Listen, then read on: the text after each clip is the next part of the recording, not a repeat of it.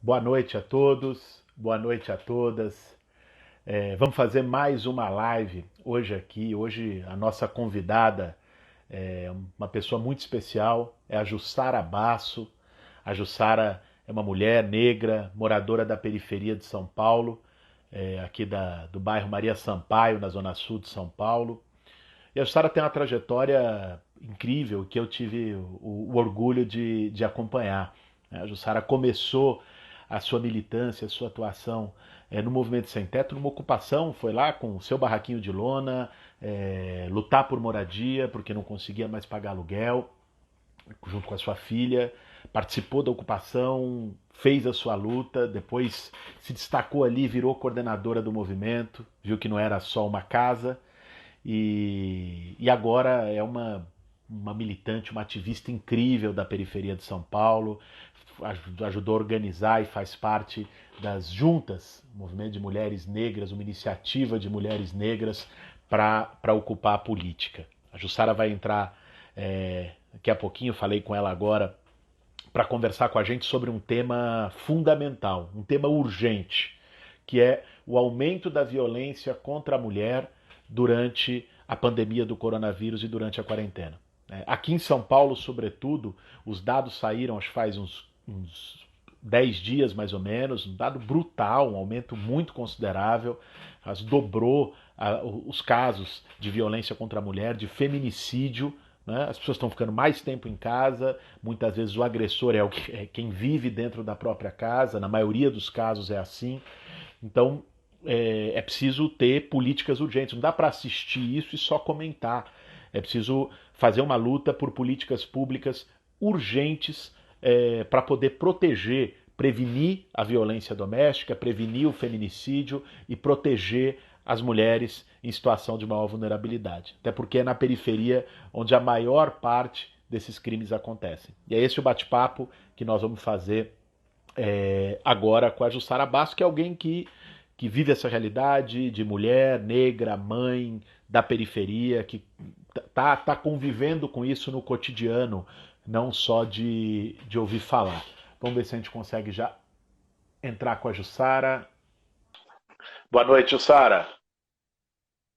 Boa noite, Guilherme. Tudo bem? Boa noite a todas e todos que estão aqui assistindo a gente. Um prazer imenso estar aqui com vocês. Boa noite. Obrigado por ter topado esse nosso bate-papo. Eu acho que é um tema essencial, é um tema urgente. Eu vi que você está acompanhando de perto vídeos, texto, enfim, está se posicionando e ajudando a fazer a denúncia da violência contra a mulher, que é nas periferias, sobretudo, contra as mulheres negras, sobretudo, que é o tema do nosso bate-papo. Mas eu queria começar, Jussara, te fazendo uma pergunta sobre o que são as juntas. Né? Esse movimento muita gente não conhece, né? Vocês fizeram um ato, um lançamento, na verdade, dessa iniciativa no fim do ano passado lá no Teatro Oficina. Tem você, tem a Tuca, tem a Débora. Eu queria que você começasse explicando o que é essa iniciativa de mulheres negras lutando por mais protagonismo, mulheres negras que também são militantes, são ativistas, e por mais espaço na política. Bom, um pouco você já falou, né?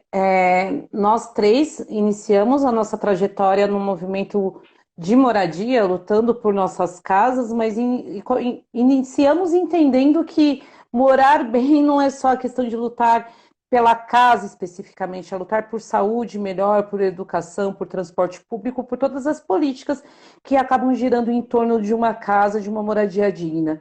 Então, eu, Tuque e Débora, a gente topou essa iniciativa de fazer uma discussão mais abrangente no sentido de representatividade dentro da política, né? A gente se sente carente de figuras que falem aquilo que a periferia, que as mulheres negras da periferia querem debater, que a gente reivindica, e neste sentido as juntas vêm realmente para reivindicar esse espaço, né, dialogando com todos aqueles que também apoiam e defendem maior representatividade, representatividade de gênero, representatividade étnica, racial, enfim, ter mais agentes ocupando espaços que até então não nos possibilitou o espaço de voz.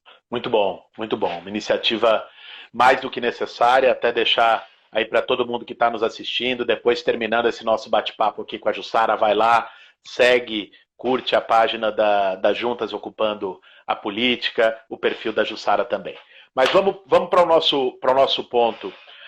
Jussara, assim, saíram dados estarrecedores, né, nas últimas semanas sobre aumento do feminicídio, aumento da violência contra a mulher durante o período da quarentena.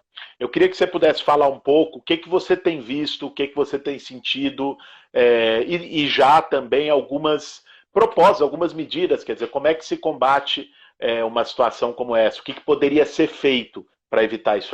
Mecanismos que permitam que essas mulheres possam denunciar a violência que estão sofrendo a partir do momento que a gente percebe que estar em quarentena com o agressor, essa mulher está vivendo em cárcere privado, né? E de alguma forma de início consensual, porque você fica em casa para garantir o isolamento social, que é uma medida preventiva do coronavírus, e, no entanto, você passa a sofrer violências constantes.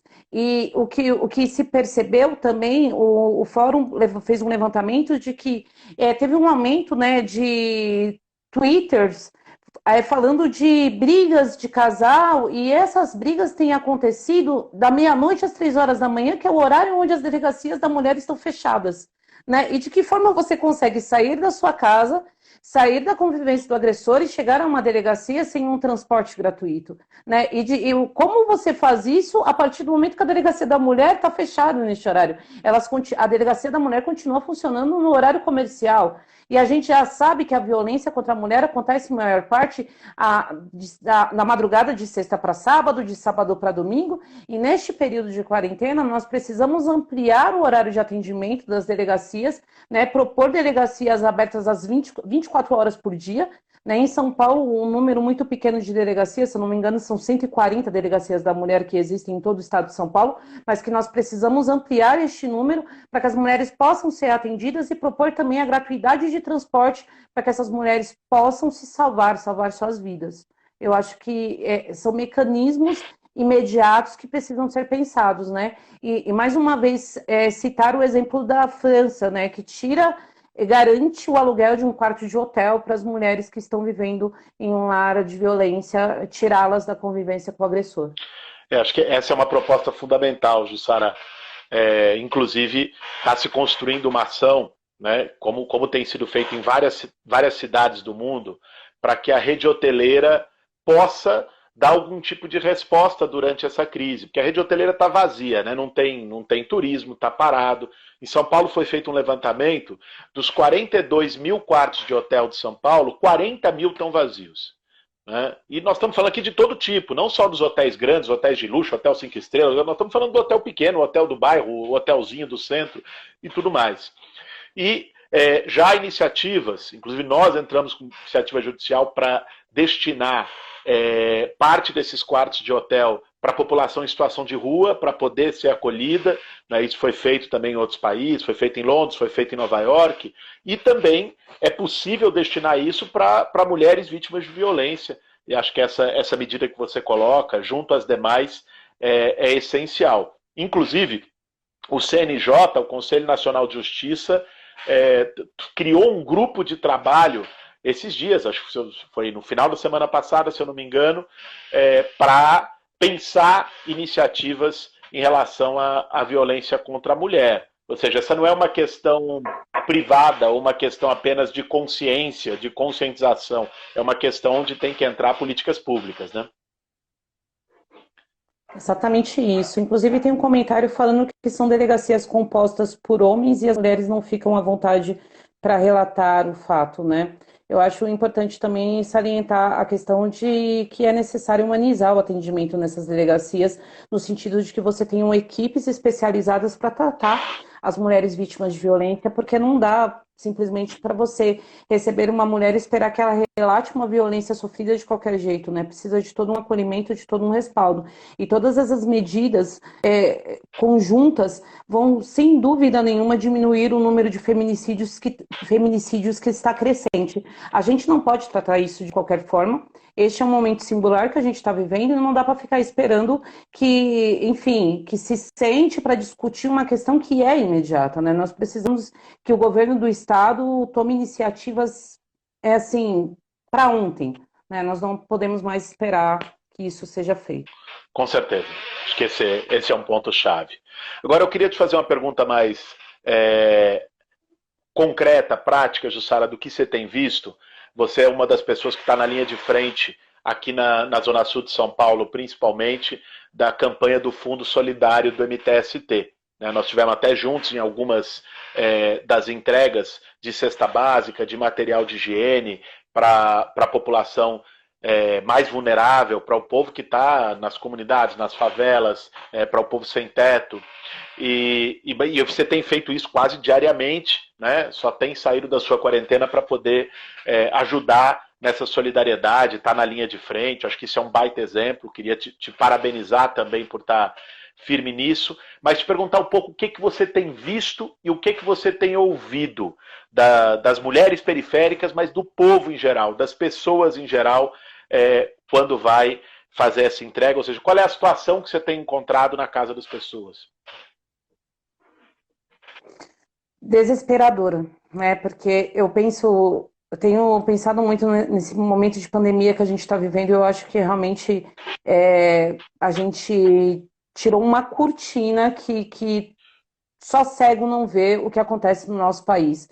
A gente tem visto famílias em isolamento social, em amontoado de casas, que é quase impossível que se mantenha a saúde de todas aquelas famílias. Se um se contaminar, é fato que todos vão provavelmente contrair o vírus, né? Então, são espaços sem ventilação, uma casa de 2 cômodos onde moram 6 membros de uma mesma família. E para além disso, né, para as mulheres, o aumento quase que quadriplicou a carga de trabalho, porque as mulheres que hoje estão em casa, elas estão tendo que tratar da educação dos seus filhos, são as responsáveis por toda a higiene da casa, são as responsáveis pela saúde da casa, e na maioria dos casos, fica com a mulher a responsabilidade de cuidar do pai ou da mãe que é idoso, que é idosa. Então você tem que cuidar de manter os seus filhos dentro de casa, porque as crianças provavelmente são agentes transmissores e não vão ter os cuidados se saírem às ruas. Tem que manter, de alguma forma, um entretenimento para essas crianças, tem que cuidar da alimentação, tem que cuidar da saúde, tem que cuidar da faxina. Uma condição de estafa, de estresse, que realmente, e sem o acolhimento, né? Sem ter aquele contato social com a vizinha, com o amigo, com o parente. Então, de que forma se vive dessa forma? E, para além disso, a maior parte das mulheres da quebrada são elas que são as trabalhadoras dos serviços essenciais chamados. É a caixa do supermercado, é a atendente da padaria, né? E essas mulheres agora estão trabalhando sem ter a mãe, a sogra, para ajudar no cuidado dos filhos. Voltam para casa, vão cuidar da casa, vão cuidar da saúde, da educação, vão cuidar de tudo, né? Vão lá puxar na internet a aula do dia, a matéria do dia, ajudar as crianças no trabalho dentro de casa, no trabalho escolar dentro de casa. Então, você percebe que isso, inclusive, é um ponto que diminui a nossa saúde, a nossa imunidade, a nossa condição de enfrentar o coronavírus. Então, de fato, a vida na periferia, para quem mora na periferia, vai ser muito mais complicada e vai ser muito mais atingida em todos os sentidos por essa pandemia. E, infelizmente, nós não temos medidas desse governo para ajudar essas famílias a passar por isso da melhor forma. É isso aí, Jussara. Acho que esse teu relato, esse teu depoimento precisaria ser ouvido por milhões de pessoas no Brasil, precisaria ser ouvido pelas autoridades públicas desse país, porque parece na cabeça de muitos que a pandemia pega todos de maneira igual.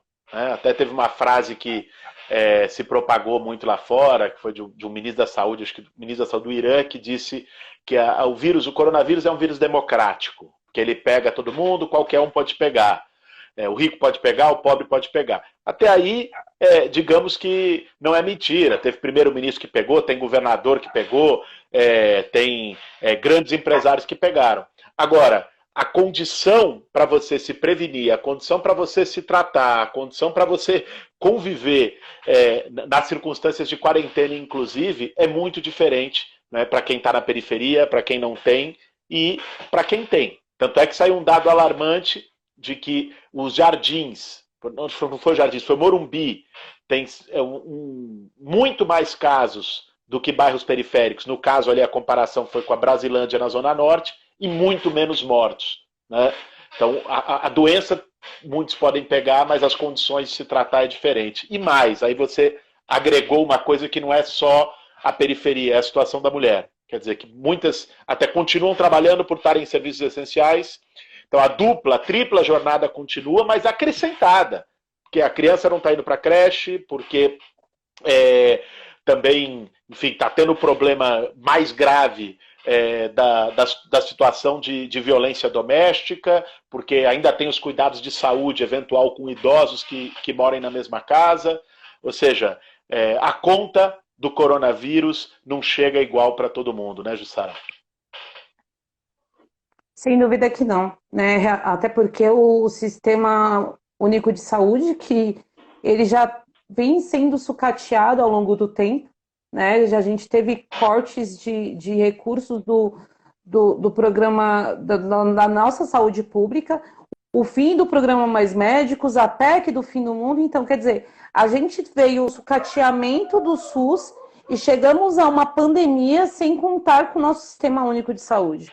Né? Você percebe que a países como a Alemanha investiram em leitos de UTI, investiram em IPIs para os seus funcionários da saúde pública, enquanto aqui no Brasil o que você vê é um governo que, na verdade, fala contra o isolamento social, vai contra as determinações da OMS, foi contra o seu ex-ministro da Saúde, no entanto ele foi demitido, e cada vez que Bolsonaro coloca que a gente precisa relaxar o isolamento social, você vê que as pessoas respondem a isso, passando a ir mais para a rua e os casos de coronavírus aumentam, e a falência do Sistema Único de Saúde, a falência do SUS, ela vai acontecer. Né? Como em Manaus aconteceu, e se a gente tiver muitos casos se multiplicando aqui em São Paulo, vai acontecer também. Isso é muito importante que a gente comece cada vez mais a aumentar a campanha do Fique em Casa e ajudar as pessoas. E essa nossa campanha de solidariedade, indo nas casas, elevando o mínimo que a gente consegue, já ajuda nesse sentido de garantir que o isolamento aconteça e que a gente possa, né, distribuir mais os infectados para que a gente não tenha falência da nossa saúde pública. É isso aí, Jussara. Na verdade, o que o movimento social está fazendo é o que o governo deveria fazer e não está fazendo.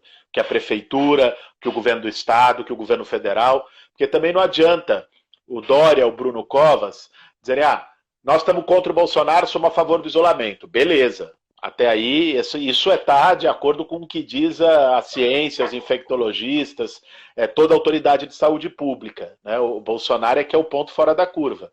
Agora, não basta dizer que as pessoas têm que ficar em casa e não criar as condições para que as pessoas fiquem em casa. Porque se o cara que trabalha todo dia para comprar o jantar, não puder trabalhar e não tiver nenhum tipo de apoio do poder público, ele vai ter que trabalhar, mesmo sabendo que ele está se arriscando. Né? Se a mulher que está nessa situação, ela também vai sair para trabalhar e piorado não tem onde deixar o filho porque a creche está fechada. Se o pequeno comerciante ali do bairro vê que ele está falindo, teve que demitir todo mundo, está ferrado, ele vai tentar, ele vai pressionar para abrir o comércio dele, mesmo sabendo da dificuldade. Então, o isolamento é muito necessário, mas também é igualmente necessárias medidas para que as pessoas possam sobreviver com dignidade à pandemia e ao período de quarentena, principalmente nas periferias. Eu acho que fica aqui o alerta, o recado para o prefeito Bruno Covas, para o governador João Dória, dessas propostas que você colocou. Enfim, queria que você pudesse deixar, Jussara, antes da gente terminar, um último recado para as mulheres, né? Pudesse falar aqui, se você pudesse estar falando para todas as mulheres negras da periferia, as mulheres pobres, as mulheres que estão ali na ponta, enfrentando toda essa situação, que mensagem você deixaria para elas? Eu acho que o mais importante, né, eu gosto muito de olhar para para a parte boa das coisas, até para manter o ânimo nessa luta diária. E eu acho que de tudo isso, o ensinamento que a gente aprendeu é que a solidariedade é o caminho, né? As saídas coletivas, as mãos dadas, mesmo que nesse momento não seja fisicamente, mas que a gente possa passar por esse período entendendo uma coisa: a gente não está sozinha. A gente precisa olhar para a vizinha e ir lá do outro lado da parede ele tá, eu tô aqui se você precisar. A gente precisa, uma coisa que a gente aprende muito para dentro do MTST é dividir o pouco que a gente tem, porque o pouco dividido se torna muito. Então a saída da solidariedade é essa, é você olhar para sua irmã e saber que ela está com você, mesmo que do outro lado da parede. Então, que a gente possa se cuidar mais coletivamente, que a gente possa se amar mais coletivamente, que a gente possa ligar para a vizinha, para a amiga, para todo mundo e falar: eu estou aqui se você precisar. E principalmente, se ouvir um barulho estranho na casa da vizinha, denuncie. Você vai salvar uma vida. A gente precisa denunciar todos os casos de violência doméstica, cuidar das nossas manas. A gente vai sair dessa, juntas, mais fortes, mais unidas do que nunca. Isso aí, Jussara. Valeu. Parabéns, parabéns pelo trabalho, parabéns pelas palavras, parabéns pela mensagem, pelo exemplo que você tem dado. Estamos muito juntos nessa luta. Boa noite para você, boa noite para quem está nos acompanhando também. E deixar esse último recado, vai lá, terminou agora a live, segue lá o perfil da Jussara, segue o perfil da Juntas, acompanha esse trabalho, porque vale muito a pena. Né? É uma oxigenação da política e representatividade ocupando a política. Valeu, Jussara. É isso, é nóis.